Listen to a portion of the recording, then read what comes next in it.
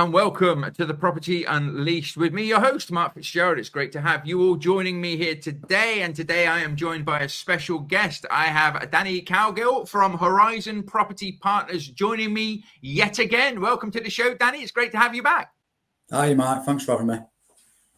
Good stuff, good stuff. So Daniel joined us on episode 171 of the podcast. So do feel free to go back and enjoy that episode. And that was April the 6th, 2023, where he was embarking on his rent-to-rent journey and building his rent-to-rent business. He managed to get 2 rent-to-rent deals in 90 days from joining the training program. And it has been an absolute pleasure to watch him go from strength to strength. So we're going to be doing a bit of an update in this one, aren't we? And hearing and seeing how he's been getting on. So do you want to sort of tell us where you're up to, Daniel? So we started January last year, and from then the target was always one a month, which seemed like a bit of a mountain to climb after starting the process of marketing and viewings. We did 2 in the first 90 days, and that just grew from there. From the last podcast, we've gone from 2 to 17 properties to speak. So quite a big jump. We've got over 120 tenants. That's where we're up to, yeah. I mean, that's absolutely brilliant. And of course, we're in 2024 now. So he was on about 2022 December, weren't we?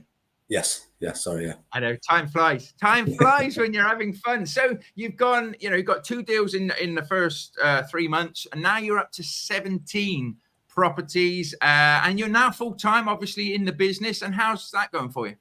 Really good, yeah. So I kind of took the plunge and left my Monday to Friday job, because I worked 7 days a week whilst doing the training all through last year, probably October times. I left my Monday to Friday, so I was just doing the weekends, more for a bit of a reassurance with the cash flow in the business, and it was all going really well. So in December I took the plunge and did my last weekend shift on the railway. And yeah, so this is my first full month properly out of full-time work. It's really good. Paying myself a salary, got myself a car for the business, and making the business work for me financially. It's really good to be able to not have to work on the weekends, because I've always worked weekends, 60, 70 hours a week, and that's really good. More time with the family. It's been good. So, I mean, when you first started and embarking on your own journey, did you ever suspect or expect to be sat where you are now?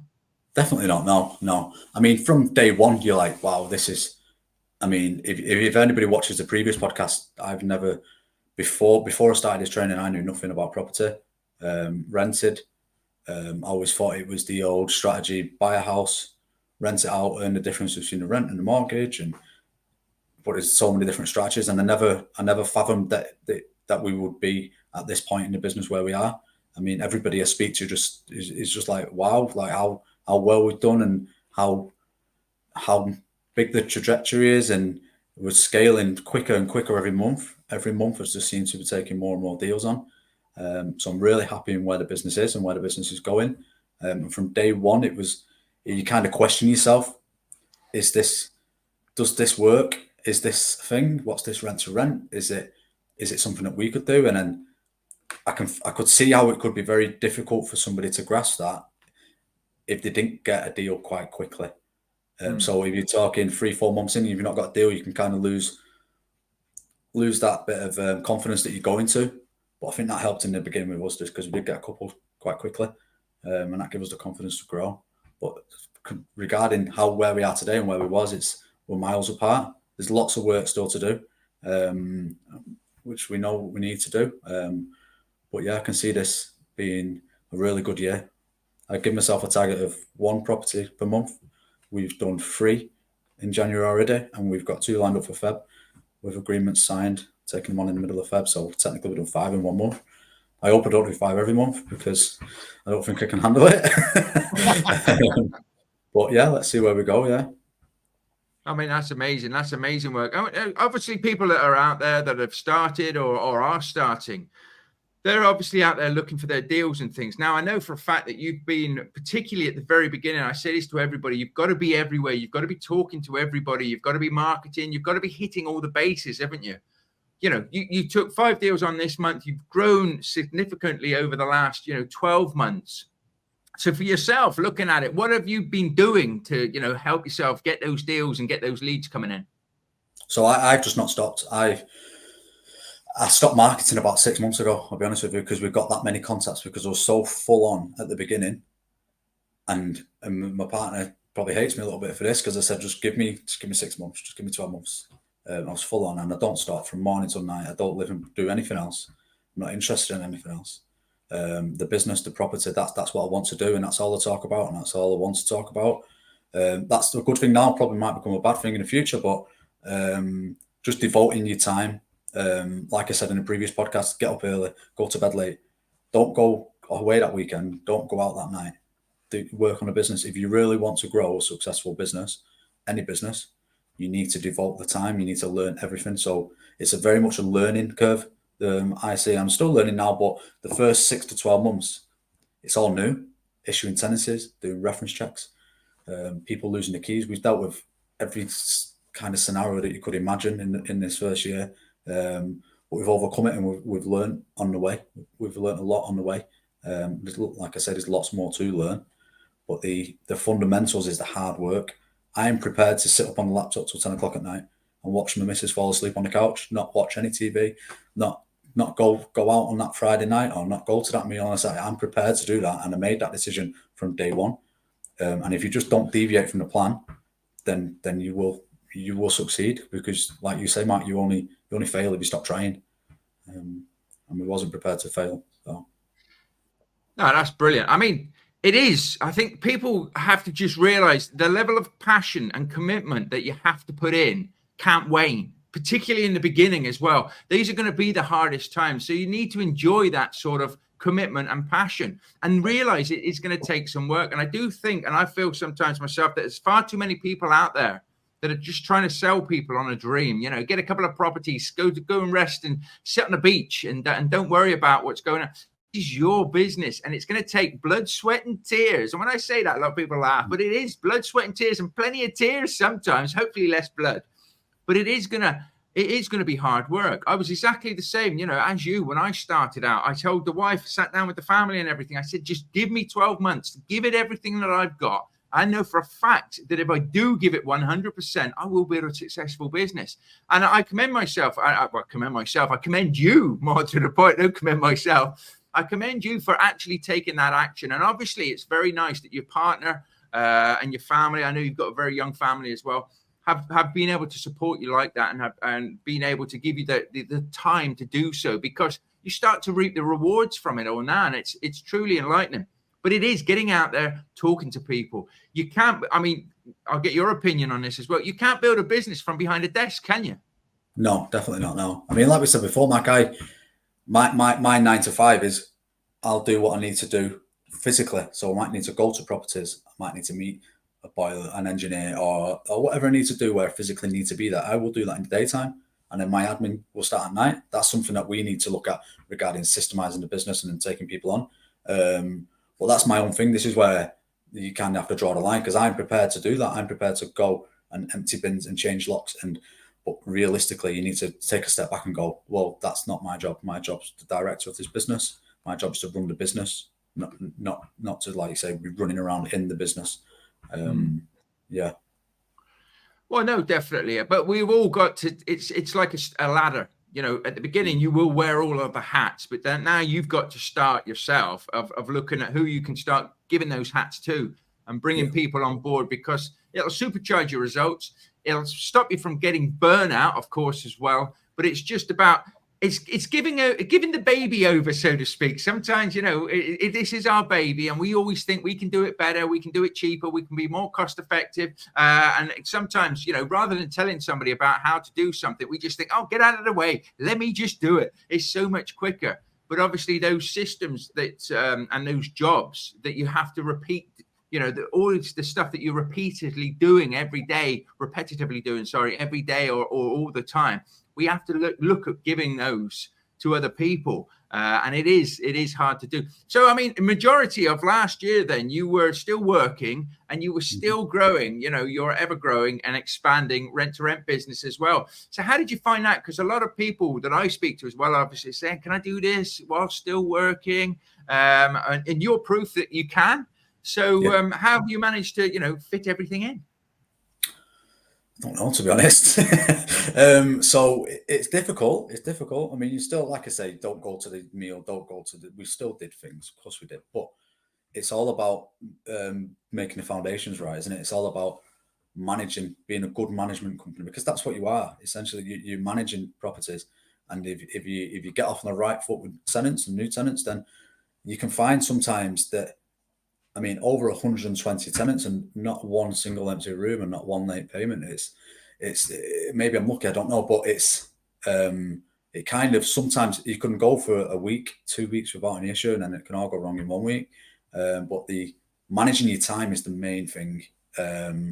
Making sure that my diary is absolutely chocker, as I imagine yours is, but it's delegating and moving things around and making sure that if you do need a free time there, then you make the free time there. Because at the end of the day, we're not growing and running a business to just forever run and grow the business. You've got to have an end game. So I know that the time that we're putting in now and the amount of work that we're putting in now, it's going to pay off. Otherwise, what's the point? Otherwise, I'm just an employee again, aren't I? Well, you just built yourself a job rather than going out and getting a job. You've just built one for yourself. Yeah. And that's not what it's all about at all. So no, that's good. And it's good advice as well. You have got to commit to it. You also need to make sure that you do make time for the things that are important in your life, i.e. your family. You've got to make sure that, the time that you do spend with them, and it's very difficult as well, and I've had to really learn this one, is to be able to switch off to the point of, I'm not going to look at the phone. I'm not going to do it. I am with my kids. I am with my partner. And give them sort of that dedicated time that you can give them when you're actually with them. And would you say you're good at that, or do you still get probably easily not too distracted? good at that? No. I always say to myself, if you're at work, be at work. If you're at the beach, be at the beach. But literally, I'll be eating my tea and someone will phone me, I'll answer it. It's not. Yeah, I'm probably not the best at that, but I know where it needs to be. Yeah. So it's also, I mean, obviously you came on board, you did the rent-to-rent business builder with us and things. We've talked about that in the past, but it's great to see that you're still, an active member in the community. I know for a fact that a lot of students there still, speak to you, still have chats with you and things like that. How have you found everything going from there? Because obviously initially we spoke about the training and the support and everything that it gave you to help you and stuff. And I always like to touch on this, but it's great to see that even, after a year now, you're still a part of the community there. You're still helping people out. I saw Paul and JD the other day as well. They were talking about you at a networking event and things. Unfortunately, you weren't able to join us at that networking event. No. But yeah, so how have you found that that's been helpful and also in supporting others? I think the training's great because I imagine that, and I hear and I see that a lot of trainers will just take your money. You'll get a load of content, and then that's your crack on. And then you'll then go to another trainer and another trainer. But with this one, it really is. I've met some people from the group. We always have access to the group. It never ends. These people we will be working with in the future. We are helping. They're helping us.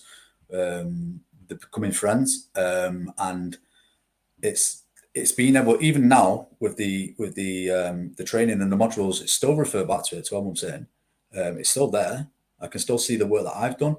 I can still see the updates in the groups and the different levels that people are at throughout the different places in the journey that people are at throughout that are in the training. That are in the groups, and it's being able to access that and always having access to that, because we all help each other. There might be somebody who's day one and there might be someone who's 5 years in, but you never know everything, and everybody's always got something to learn from somebody else on the same journey.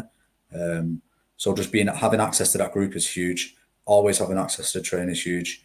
Because even now I'll go back to module 1, to my goals. Oh, let me look at what my goals were from day one and see how different they are to now. Or you have a different view from running the business, doing the training, to having this many properties and this many tenants. My view of module 2 will now be different than what it was. I might interpret it different. So it's always, I paid the money for the course. Why would you just stop now? Just go back over it, because there's definitely something there that I've missed, or something that I've not maybe interpreted in the right way. So that's the great thing. It doesn't end. The training doesn't end in 90 days. It should just be completed in 90 days, I think. Yeah, well, that's it. I mean, the program itself, so to speak, is to get you up and running and out there talking to people and at least trying to get deals. Obviously, it is possible to get deals, but it might take you a bit longer, or you might do it a bit quicker. But it's good. Also, from my perspective, it's very nice to hear that, because you're exactly right. You've hit the nail on the head there. You'll watch something and you'll learn something, and then you'll go away. Maybe you'll start putting it into practice. Maybe you go back to a module and you listen again and you see it from the perspective that I put it out there, of actually been there and done it. And it's like, oh, I get what he's on about now. Yes. So I need to do this. I need to tweak that and stuff. So it is good. And I do think the more you watch things, I go back over trainings myself, really to get into the detail, because you have those aha moments when you start doing anything, and you miss moments as well, because you're just picking up on that new learning. You're letting that sort of sow that seed, and then you can go back there and it's just like, oh, that's quite enlightening. But it is great to see. I mean, the community thing, a part of it all, is a massive, massive thing for me. It always has been, making sure that everybody is in an environment. But to actually see the community, supporting and helping each other as well in between all of what you guys are doing, is commendable to the community itself. It's the people that are in there. I mean, they're so nice that everybody in there is so supportive of each other that from my perspective, to sit back, the community sort of runs itself, if you like. Yeah. I'm just there on the sideline, if I'm quite honest with you, because you're all helping each other out and giving each other pointers. And anybody I speak to about anything, they're like, oh, I spoke to Danny the other day, or I spoke to this the other day. And it's just great to see. It really, really is. So looking at the future, what are your sort of plans for the future? Because I've built rent-to-rent businesses. The point of that is to buy my own assets, is to get into developments, and that's what we're doing now. So is to systemize those businesses so that they make the profits that I need. It also gives people jobs, but also the long-term game, obviously, is to control and buy the assets for ourselves, for legacy pieces and things. So what are your sort of targets outside of your rent-to-rent business? So now this year we are focusing on some time on purchasing properties, renovating properties, converting to HMOs. That's the end game. I mean, but in the back of my mind, the rent to rent was always going to be a stepping stone. But I don't think it's too much a part of me now. So I'd like to do half as much as what I do now, and somebody else do the other half. That's what I'd like to be at, and then focus my other half of the time. Start to enjoy my life a bit more and focus on the other side of the business. We want to this year set up a cleaning business, a maintenance business, and then we're going to be purchasing as well. We've just become a franchisee of Source also, so this is going to be huge for us. We have build teams. We made so many connections that we've got all the pieces of the jigsaw. We just need to start putting them together this year. My plan again this year was an extra 1 rent-to-rent deal a month, but we've done 5 this month already. So I don't know if I need to focus more time. And I wouldn't even say that we was looking for deals. We've done no marketing for months now. These are just all contacts that we've gathered throughout the last year. A lot of people you'll find will say, it's not a no, it's just not now kind of thing. And you think, oh, okay, that's just them being nice and thanks for meeting us. Have a nice life. But they come back. They call you back, and it's just keeping in touch with people is a good thing as well. The main thing for me is to try and not work for the business, run the business. That's my goal this year, and to start purchasing properties. I mean, even listening to the podcast, Mark, I'll just get this in there. So even just listening to your podcast, listening to Simon's podcast for Property Magic, I listened to one of Simon's podcasts about purchase lease options, and we did a purchase lease option just from listening to that podcast. I knew nothing else about it. That's a 10-bedroom HMO. Cash flows is a really good amount of money every month. We've bought it for less than what it's worth. It's going to cost us nothing to complete, and that's just from listening to one podcast. So my thing always was, if I've got half an hour drive, I'm listening to half a podcast, and spending more time doing that, because the value in that hour or half an hour of that from that podcast has enabled us to have this asset, to do this deal, And that's long-term future. That's assets. That's going to be cash flow for a long, long time until we decide to sell. If we decide to sell, so if I could dedicate more time to the learning, to doing some more training, taking on some mentorship, really using that time constructively to grow the business, not use my time in the business, because I'm so stubborn sometimes. I'll go and change a lock. I'll go and empty a bin. There's people who we pay to do this. So I think it's more time management's a big thing this year, and growing the business and purchasing. Yeah, that's where we're at.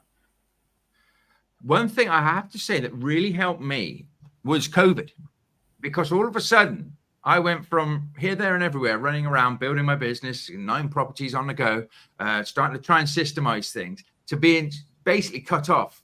That I know we could still go out and stuff, but I had to start thinking. My wife said to me, just think now, you can't leave the house, which we weren't allowed to at one point, were we? You can't leave the house. You've got to run your business now from, kitchen table. And it was just like, okay, so now if I cannot be, so what I would say to you as well is, if you became sick, and let's hope that doesn't happen or anything, but let's just say you were sick for a month, okay, and you couldn't get out of your bed, how would your business still function and operate? But you could make phone calls. You were good enough to be able to make phone calls. Yeah, you can delegate a lot, but you've not got them systems and them structures in place. If I was incapacitated today, the business stops today. Yeah. That's like you say. So, and I know you've just said it there. That's why your focus this year is on that. It's making sure that your business is sustainable and you can continue the growth. And sometimes it's not about being massive either. We get all these opportunities coming for us, and sometimes we do feel that we've got to take all these opportunities. But I actually think you can actually grow from being a sustainable business that's profitable to actually taking on too much, thinking that you're going to get more profit, and obviously more deals. More properties coming through doesn't always mean more profit. It means more overheads a lot of the time. So you can actually build something where you think, well, we can take on all of these different properties, all of these people, but then you actually find that you're losing money. Your business model all of a sudden hasn't become sustainable. So it really is about getting the cash flow in place, being able to see those sort of numbers and knowing your numbers to know where we need to get to. And I always plan it out to such that you have a sweet spot that you say, my maximum profits are here if I have 3 or 4 people in the business here at this expenditures with the tax and everything. But, VAT comes into play and all of those things at that level. And I think it was about 100, 150 tenants or something like that. At that level, it works really, really well. If we then took on any more, we would have to get it to 250 tenants for us to actually start breaking even, the same that we would have had with like 100, 150 tenants. So it really is getting those models to say to yourself, well, are we going to go for it? All guns blazing, happy days, or are we going to say 150 is enough, and then we can start focusing on purchasing the properties? We can start, on the developments or the other businesses that you want to grow and build. I also like the fact that your other businesses, cleaning, maintenance, all in line. They're going to slot straight into your portfolio, into your business, and it's quite easy to get that there. And of course, then you can disband it. You can advertise to other agencies, letting agencies, landlords, and all of that as well, and grow those businesses. So that's really, really good. So how far down the line do you think you are with those? Not very far. So the ideas are there. We've not got anywhere regarding how it's going to work, who's going to be running the businesses, how much we're going to be involved. I think I have to free up some time first. That's the main thing immediately. So we need to start systemizing employing, and then we need to start looking at other businesses. So we need to seriously sit down and start, because it's going to be a case of, we're going to need to start these businesses, or we're going to need to do the initial work. But it's going to be a case of maybe have to be some sort of shared ownership, where the other half of the business can be run by that person.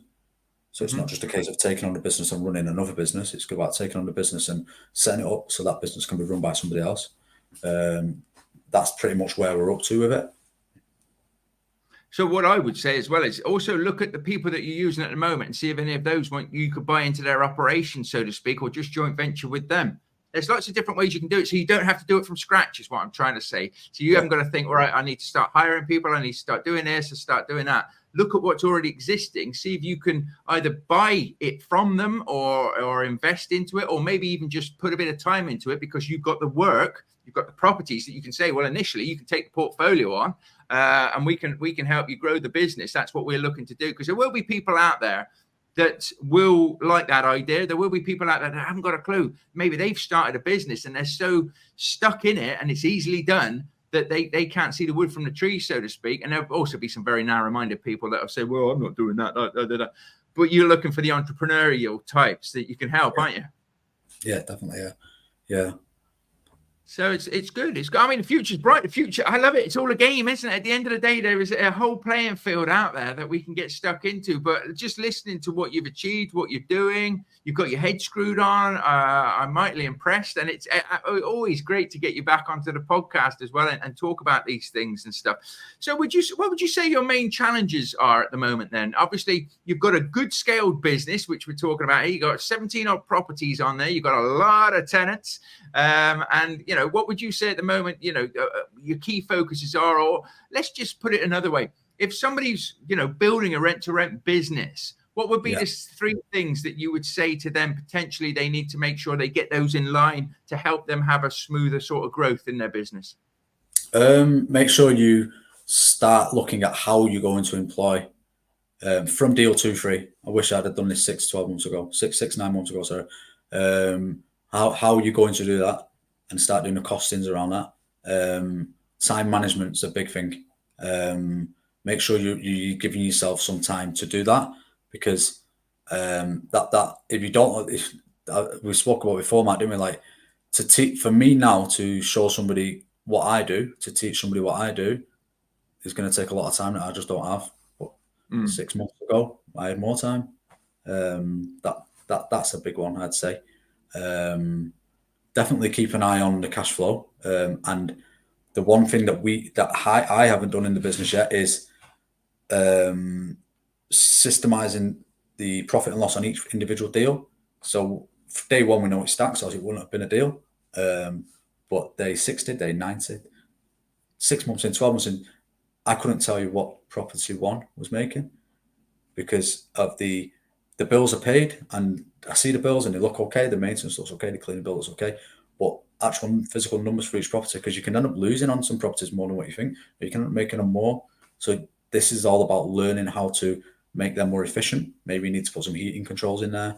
Maybe the cleaner doesn't need to go around as much. Maybe we've not spent any maintenance on the property this year. Let's spend some money, because year 1 maintenance might not be a big problem. But when you get to year 2, year 3, or when you get towards the back end of the agreement time, that little bit of maintenance, if it's not done throughout that time, it can become a big issue in year 4, and it can become very costly. Preventative maintenance is a big one as well. Putting some drain on blocker down the drains every few months or every 6 months, a couple of quid, it's save you a leak, save you a burst pipe. No, that's good. You must have missed the module then when I told you to start putting processes in.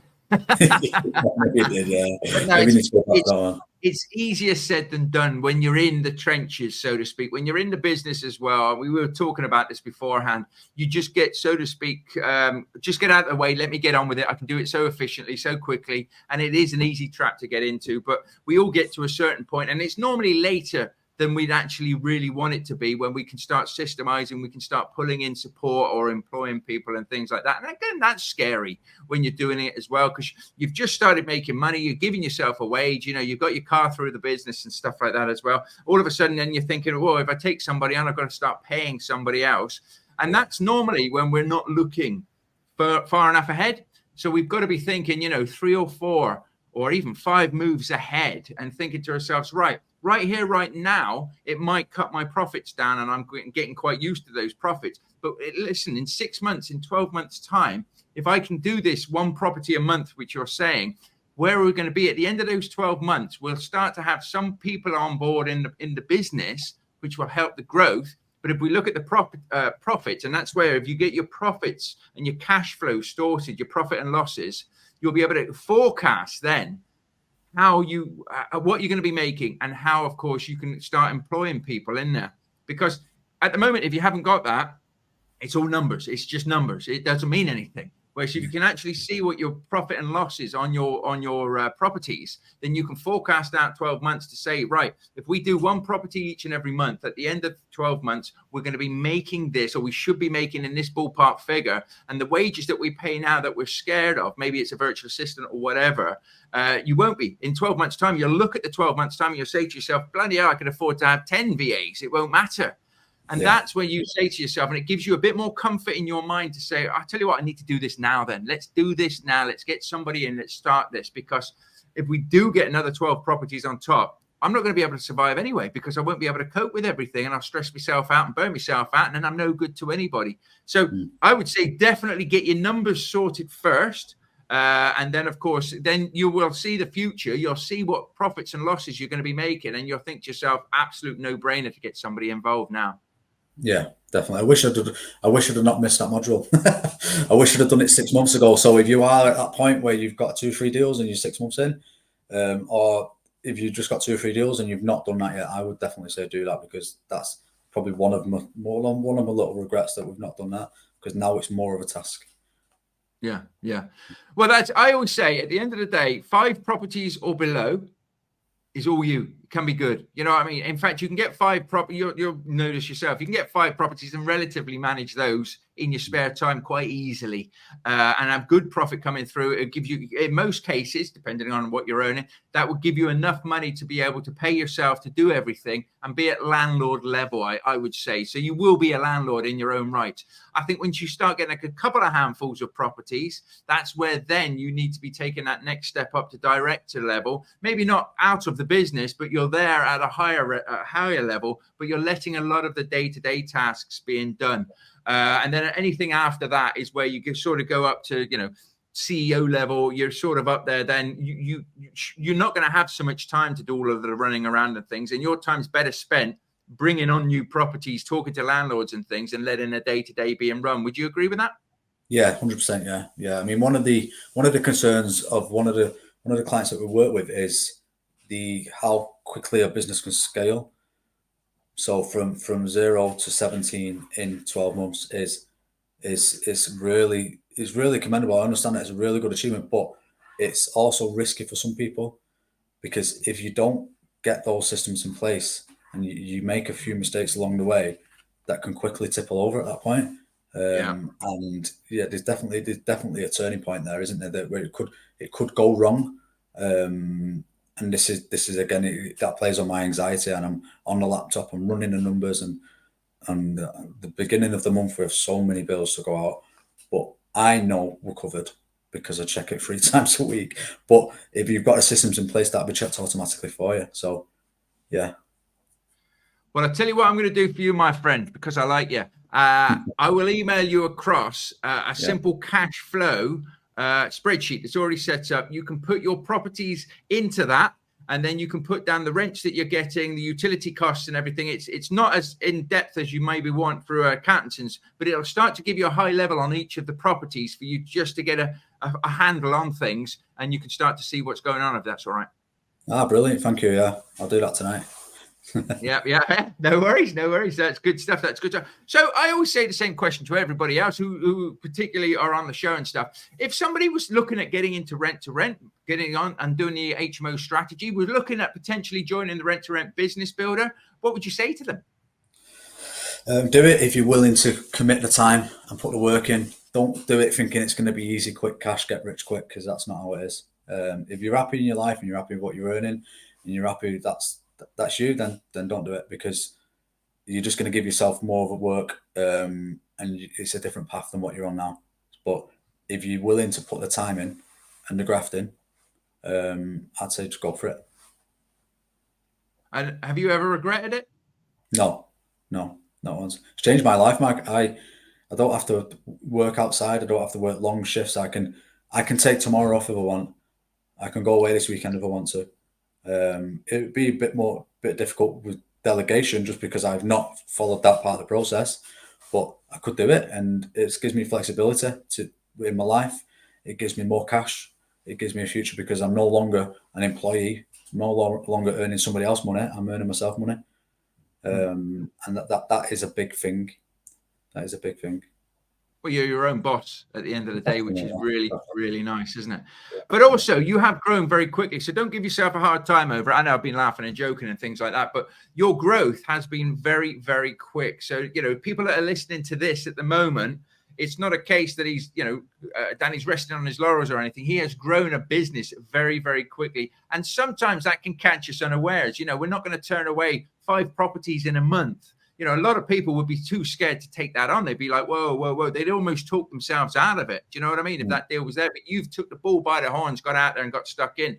Now the thing is just putting the pieces in play, putting the parts in the right places so that your business can be, sustainable over the long term, which it is sustainable at the moment. But if it continues to grow, is what we're talking about, then it can start to become a hassle. And the only thing I don't want to see is, obviously, as I've said before, is somebody like your good self who's keen, he's eager, he's getting stuck in. But we spoke about and touched on at the beginning when you said you don't want to get burnout. You don't want to burn yourself out or anything like that, because you're no good to anybody then, are you? But your growth has been brilliant. I take my hat off to you. And I'm super, super proud, to have been a small little part. You put the work in, but, we give you a bit of the knowledge, bit of the support, bit of the education and everything. But you've been 100% on it. You put the effort in, you put the work in, and you're starting to reap the rewards from it. And I take my hat off to you if I had a hat on. I think it's absolutely amazing. So well done on that. Thank you. Cheers. I appreciate it. Good stuff. Good stuff. So I always like to ask a few questions. You'll have had these questions before, but that was almost 12 months ago. So that there should be a different answer now, because you'll be on to new things and looking at new things. You all right with that? Yeah, let's go. Cool. So what's the best advice you've been given? Trust the process. It's the same as last time, Mark. It won't get better than that. You just have to trust the process. Yeah. Okay, cool. If you could sit down and have dinner with 3 people, dead or alive, who would you like to sit down and have dinner with? Now, this has changed slightly, because I live and breathe property and listen to all the podcasts, read all the books. Nothing else would really interest me apart from family. So I'd say sit down with you. Dan Hill and Simon Zutzer would be a good chinwag, yeah. That'd be a good table, that. I nearly had that table the other day, actually. But you weren't there. That was the only thing. All right, cool.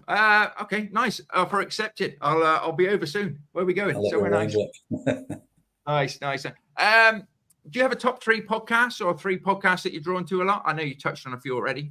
Yeah, so it's going to be yours, Mark. I regularly listen to yours. I've got it as a notification. It pings up every time there's a new one. Simon's and Dan Hill's, yeah, they're my main 3. I don't really listen to anything else really. I don't even have the radio on, and yeah, it's just if I'm on the go, the podcast is on. I'll take that all day long. There's no right or wrong answers to any of these. And lastly, a top 3 books. So surprisingly, Simon's Property Magic, Rich Dad, Poor Dad, and the same as last time, Mike. Go for now. Yeah.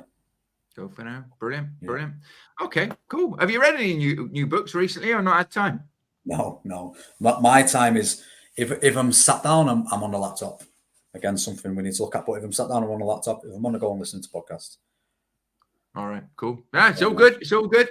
As you say, getting the education as you're going along. So that's marvelous. So do you have any final thoughts that you'd like to finish with before we wrap this one up? I think more so for anybody, not even new people starting. I mean, we've touched on that already. What I think, if you're new, just go for it, but be willing to put the graft in. But more so for somebody who's maybe, there's probably more people that have started the journey and not bagged themselves a few deals than there is new people that want to start, in my opinion. So if you are a couple of months in, 1 month in, keep going on, keep cracking, give it some more time. And if you're not willing to give it all, put a few quid into marketing, spend the extra time in the evenings and the weekends doing it, then just stop, because you're just wasting your time. You need to commit yourself to it, but believe that if you do continue, you will grow. And once you get your first rent-to-rent deal, you'll be so happy that it's, and then you'll think you're a bit of a fraud and it was a bit of luck, and then you'll get your second, and then the more and more that you get, the more confident that you get that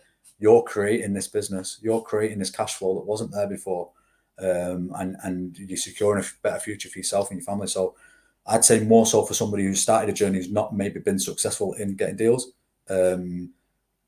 if I can help, if Mark can help, if I'm sure if you just reach out to other people who have, then they'll be more than happy to help. But just keep plugging along and keep going at it. Get out there, networking, marketing, and yeah, that's my advice. Yeah. Well, and exactly right. You've got to want to do it, but it's not a unicorn strategy. You know, this strategy isn't rocket science. It's not brain surgery. It's nothing like that. It's simple processes and steps put in place. But for me, the main thing about this strategy is you got to deliver on your promises. So if you say you can deliver a service, now whether or not you've done that service before doesn't matter. You put yourself in the right environment, you know the right steps to take, and then you deliver on a service that you say you're going to do. You can build a successful rent-to-rent business. And can I just ask you, Danny, because a lot of people say to me, how much money do you think you need to start a rent-to-rent business? And in your opinion now, growing and building the business that you have, how much money have you needed? I'd say about 4K. We earned that back in 2 months.